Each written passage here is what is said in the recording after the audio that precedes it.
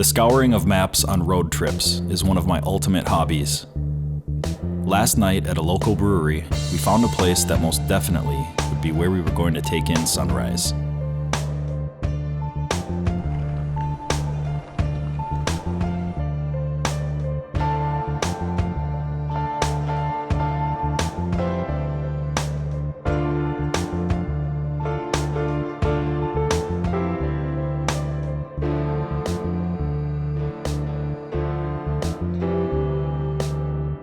The snow-packed chutes in winter are often skied, and sadly the mountain has claimed some lives of even expert-level skiers. Climbing to the summit of Mount Tom isn't said to be very difficult skill-wise, but it's long and grueling in a full day. They say if you're going to do it, leave right before sunrise so you don't flirt with a dark descent. Owens Valley now exists in a more arid climate because of its water being diverted to Los Angeles. Keep in mind that it only took 13 years of feeding LA's water needs to completely dry out Owens Lake in 1926. Owens Valley is one of the deepest in the United States. In terms of elevation, 14,000-foot mountains tower over a 4,000-foot valley. This was the site of the Water Wars, a period in American history where Los Angeles battled the farmers and ranchers of this region for their water. The movie Chinatown, starring Jack Nicholson, was based on this conflict. Just 12 hours ago, we had no idea that Mount Tom even existed.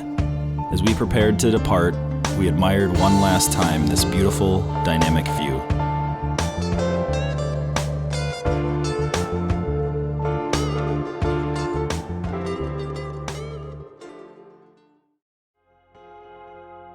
Owens Valley was really a wild and unexpected part of California that I had never been exposed to. It definitely felt like a whole nother world.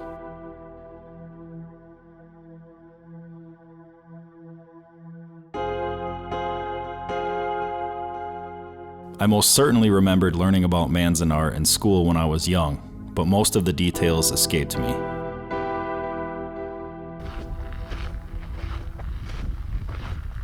As the Japanese entered the Second World War, the US government imprisoned over 100,000 Japanese in internment camps up and down the West Coast. More than half were born on US soil. Canada was not far behind, with over 20,000. In fact, Japanese as far as Chile and Argentina were being sent to these camps in the US. US propaganda videos produced of that era portrayed a happy figure of the, quote, good Japanese person voluntarily turning their family unit into the camps for America's security.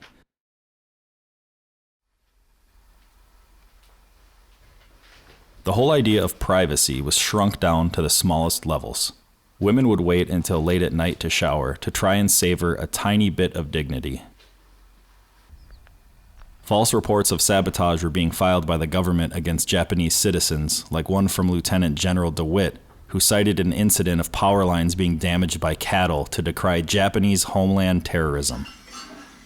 This was the same guy who pitched rounding up Germans and Italians as well to Secretary of War Henry Stimson. FDR eventually signed one of his many practically criminal executive orders, this one being 9066.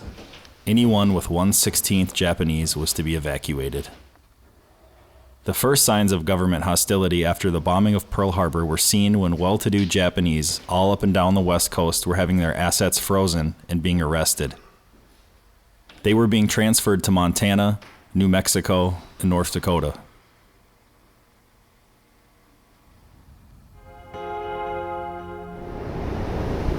It's funny, like, taking pictures of it, like, this is cool, this is such a cool look to it. It's like, looking at it, it's cool, like imagining living. Yep. Just be. Yep. Gardening, being a very important part of Japanese culture, was even incorporated in the design's layout. Water and greenery provided a mental getaway from the true condition in which one was encapsulated. The lush green gardens helped shroud the fact that whoever tried to flee would be shot on sight. So much of the American Southwest's natural beauty contains a desolate harshness. I can't think of a place that takes this emotion and humanizes it more than Manzanar does. May we all learn this part of our history so that we may learn from it. This airport was used by the military to supply the internment camp here. After the government was done with it, people used it for car racing time trials.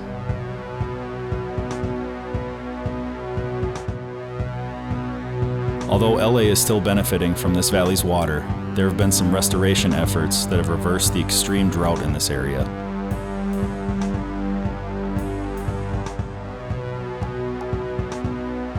Just up the hills is a legendary spot that we can't wait to see.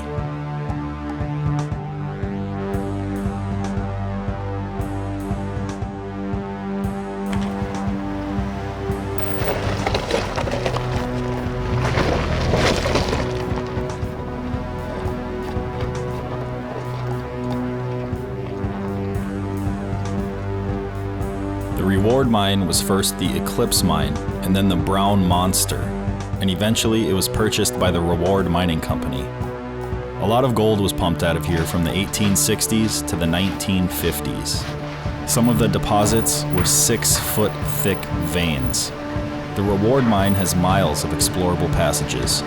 We didn't know what we were in store for, but we found out quickly that our perfect overlanding vehicle happened to be just slightly too tall to traverse into the mine. With some lights and cameras, we set off on foot. But after only a few turns, the environment was pitch black, dusty, and silent.